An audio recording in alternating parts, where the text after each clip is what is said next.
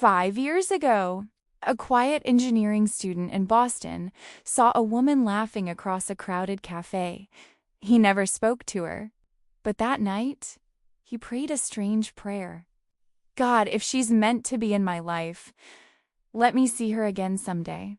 5 years later, in a city thousands of miles away, he walked past a restaurant window in Japan and saw her again. 5 years earlier, on a crisp autumn afternoon in Boston, the campus cafe was overflowing with students escaping the cold. The smell of roasted coffee beans drifted through the room, mixing with the soft hum of conversations and the tapping of laptop keyboards. Takeru sat by the window with a book open in front of him, though he hadn't turned a page in several minutes. He had come to the United States from Japan 2 years earlier to pursue graduate studies in engineering. The transition had not been easy. Everything felt unfamiliar at first: the language, the culture, even the way people interacted. But over time, Boston had begun to feel like a place where he could quietly rebuild himself. That afternoon, however, something happened that would stay with him for years. The cafe door swung open. A woman stepped inside, laughing as she shook the cold air from her coat. Her laughter carried across the room, bright, warm, completely unrestrained.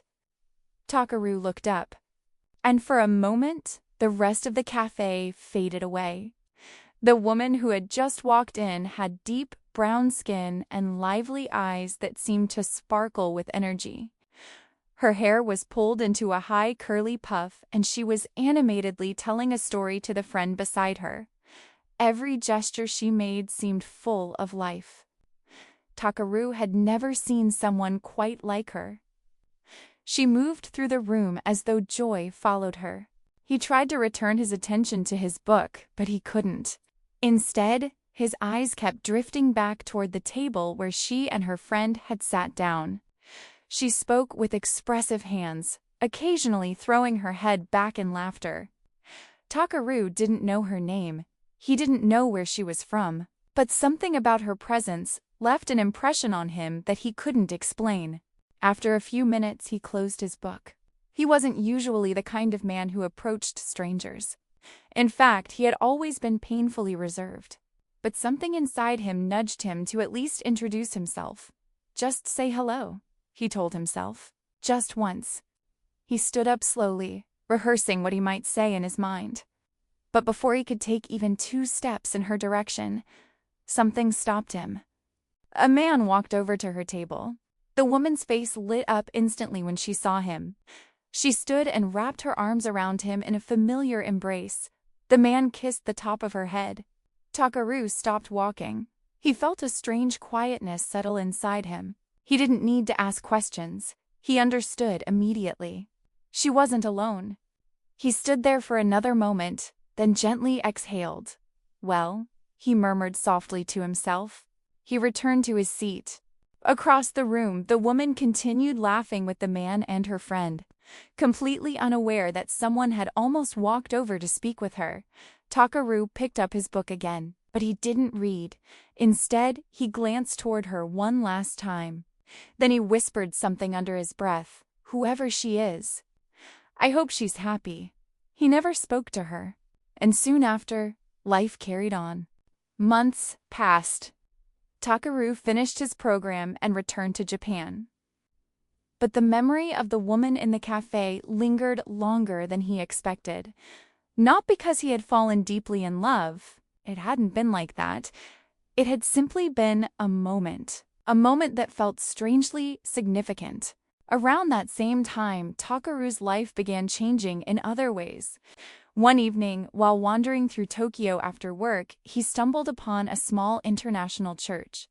He had never been particularly religious before, but curiosity led him inside.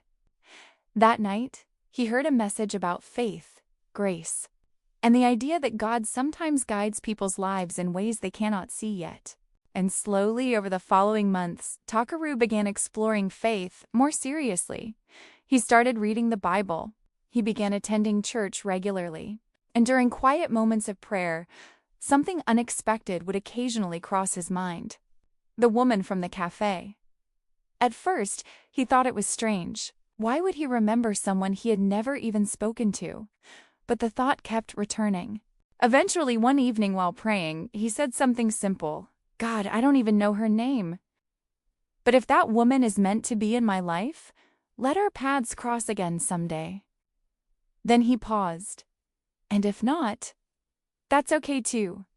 After that prayer, he let the thought go, or at least he tried to. But the memory of her laughter still appeared from time to time. And strangely enough, Takeru remained single. Not intentionally, he simply never felt drawn strongly enough toward anyone else. 5 years passed. Life moved forward. Takeru built a stable career in Tokyo. His faith deepened, and the woman from the cafe slowly became nothing more than a quiet memory. Until one evening in Osaka, the streets were glowing with the warm lights of restaurants and lanterns as people filled the sidewalks. Takeru had just finished a work meeting and was walking toward the train station. That's when he passed a restaurant with large glass windows, and inside, he saw something that made him stop walking. A group of women sat around a table, talking excitedly. One of them was laughing. The same laugh. Takeru blinked. Then he stepped closer to the window. "No way," he whispered. There she was, the woman from Boston. 5 years later. Her hair was longer now, styled in soft curls around her shoulders. She looked a little older, a little calmer, but the same warmth radiated from her expressions. She was speaking animatedly to the friends sitting around her, completely unaware that someone outside had just recognized her. Takeru's heart began pounding. For a moment he simply stood there, stunned. After 5 years, what were the chances? He hesitated, then slowly opened the restaurant door. He chose a table in the corner, far enough away not to intrude, but close enough to confirm what he was seeing. It really was her, the woman he had once prayed about. He watched quietly as she spoke with her friends. Something about her felt different now. There was a calmness in her demeanor that hadn't been there before. After about 20 minutes, the group stood up to leave. Takeru considered approaching her, but once again, hesitation stopped him. What would he even say? "You don't know me, but I once saw you in a cafe 5 years ago?" No, that would sound ridiculous. So he let them leave. As she walked out the door with her friends, Takeru remained seated. He rested his hands on the table and shook his head slightly. "Well," he murmured, "God, that was unexpected." But the story wasn't finished. Because the next afternoon, something even more surprising happened. Takeru was visiting a bookstore near a small park when he noticed someone sitting on a bench outside.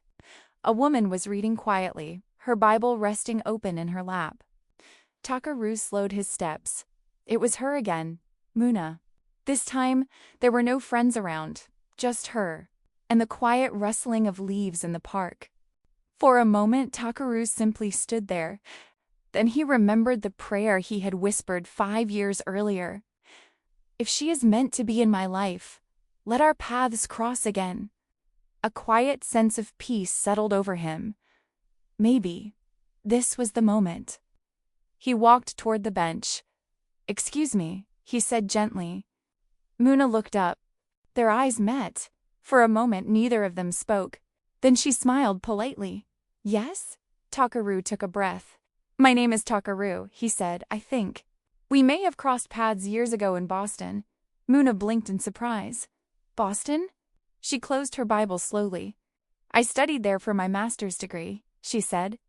She extended her hand with a warm, unhurried smile. "I'm Muna, by the way." Takeru shook her hand gently. "Takeru," he said again, almost as if saying it now, to her directly, made it real in a way it hadn't been before. "So did I," he said. A small silence passed between them. Then Muna laughed softly. "Well, that's already a strange coincidence." Takeru smiled. He felt something inside him relax. The moment had finally come. And this time, neither of them walked away. Instead, they sat together on that park bench and began the first conversation of a story that had quietly begun 5 years earlier. As the sun dipped lower over the park, neither of them realized yet just how carefully God had been guiding their paths all along. But soon enough, they would. Muna looked at Takeru with curiosity. "You said you were studying in Boston too?" Takeru nodded. "Yes, engineering." Muna smiled. "Business and international development." For a moment they both laughed at the strange coincidence. Then Muna glanced down at the Bible still resting in her lap. "Actually, Boston is also where my life started changing." Takeru tilted his head slightly. "How so?" Muna paused. Before answering, "I met God there." Takeru's eyebrows lifted in surprise. "You too?" Now it was Muna's turn to look shocked. "You're Christian?" Takeru nodded. "I started going to a small international church after I moved back to Japan." Muna leaned back slightly on the bench. "That's amazing." A quiet warmth settled between them. The kind that appears when two strangers suddenly discover something deeply meaningful in common. The conversation stretched longer than either of them expected. Soon they found themselves walking slowly through a nearby street lined with small cafes and shops. Muna talked about growing up between Kenya and the United States. Takeru shared stories about life in Japan. At one point, they stopped near a bridge where lanterns reflected on the water. "Japan is beautiful," Muna said softly. Takeru looked at her instead of the water. "I'm glad you came," she laughed lightly. "So am I." They found a small cafe and sat down. After a few minutes of conversation, Takeru became quiet. There was something he knew he needed to say. "Muna, can I tell you something slightly strange?" She smiled. "That sounds intriguing already." Takeru exhaled slowly. "The reason I thought I recognized you is because I did see you before." Muna frowned slightly. "Where?" Takeru looked down briefly. "In a cafe near campus." Her eyes widened slightly. "Wait, really?" He nodded.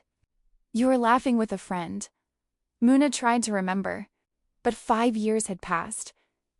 "You never said hello?" Takeru shook his head. "I was about to." Then he smiled sheepishly. "But then your boyfriend arrived." Muna burst into laughter. "Oh, wow. You remember him?" Takeru asked. "Yes," she said. "Unfortunately." They both laughed. But then Muna looked at him curiously. "So you remembered me? For 5 years?" Takeru hesitated, then nodded. "Yes." For a moment Muna simply stared at him. Not uncomfortable, just surprised. "You're serious?" Takeru gave a small shrug. "I didn't plan to, but you were. Unforgettable." Muna laughed again, covering her face briefly. "That's a lot of pressure." But something about his honesty touched her. He wasn't exaggerating. He was simply telling the truth. Takeru leaned forward slightly. "There's something else." Muna raised an eyebrow. "Oh? There's more?" He nodded. "When I realized you had a boyfriend, I didn't try to interfere." She nodded slowly. "That's respectful." "But that night," Takeru continued, "I prayed." Muna blinked. "You prayed?" "Yes." His voice softened. "I said, if she's meant for me, bring our paths together again someday." Muna's smile faded into quiet surprise, because she remembered something, a prayer she had spoken. "Years later, Takeru," she said slowly, "I prayed something similar." His eyes widened. "What do you mean?" Muna took a breath. "When I gave my life to Christ, I told God I wouldn't date casually anymore." Takeru listened carefully, and then I prayed. She smiled softly. "I said, Lord, you guided Ruth to Boaz. Guide me to the man you have for me." They both sat in silence, the weight of that realization settling between them. 5 years. 2 prayers. 2 separate lives. And now they were sitting across from each other in a cafe in Japan. The sky outside the cafe had turned deep blue. Evening lights flickered on across the street. Muna looked at Takeru thoughtfully. "So," she said slowly, "you prayed for 5 years?" He nodded. "Yes.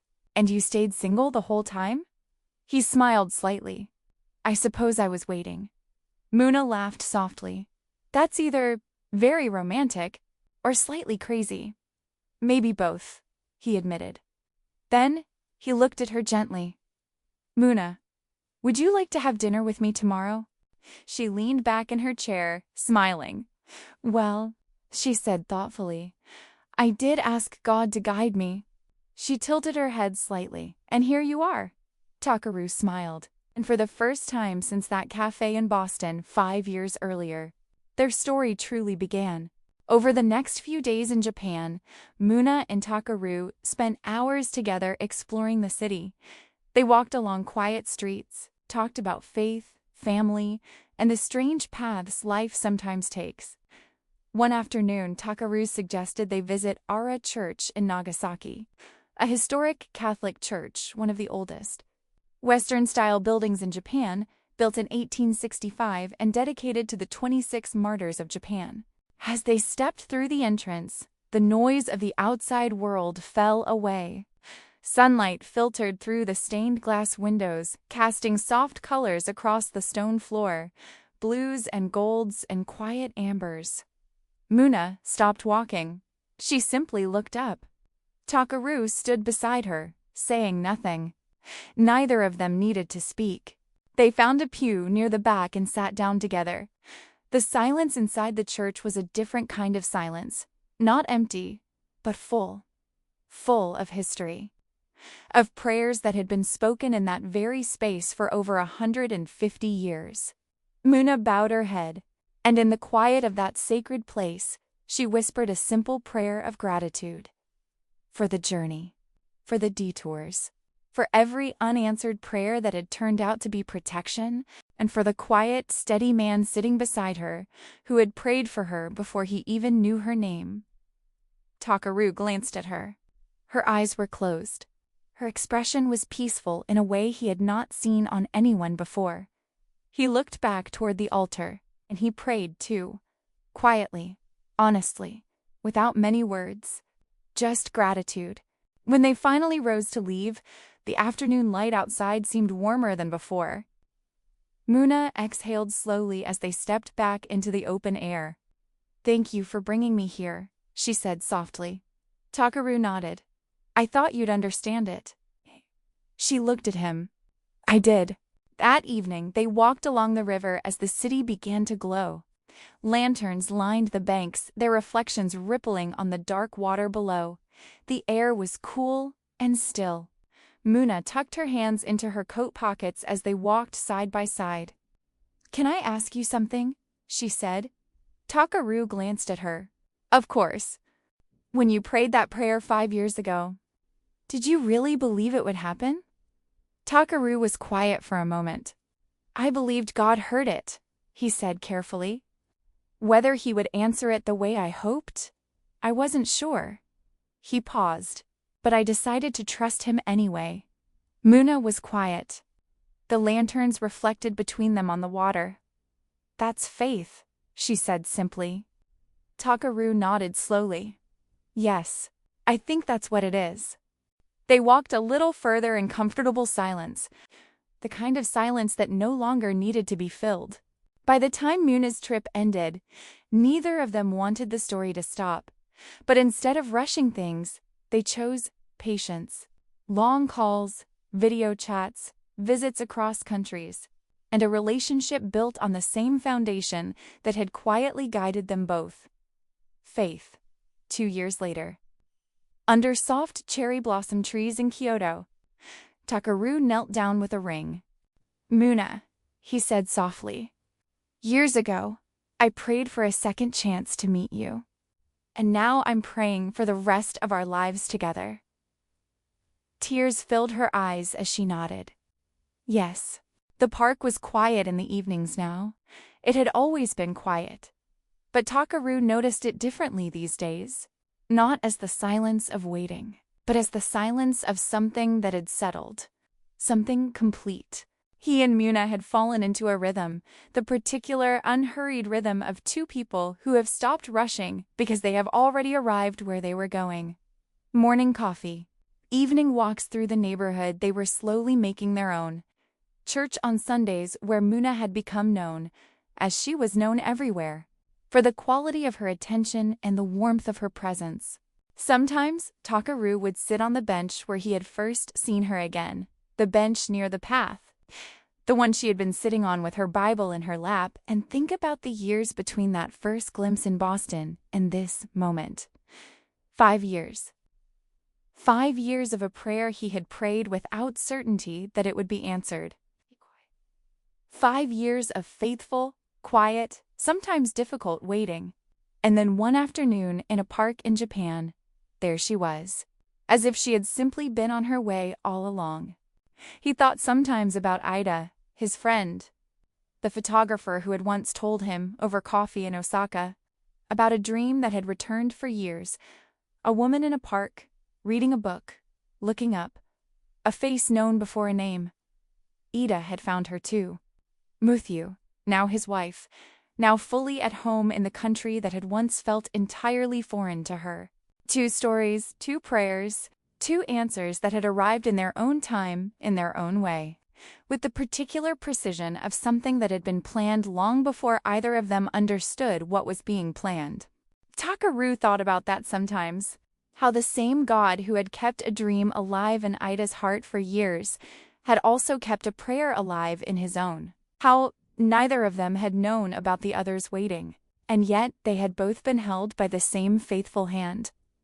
He was not the only one, and he would not be the last, because somewhere in this same city he had heard it, in the way that stories travel through the quiet community of people who pray and wait and trust.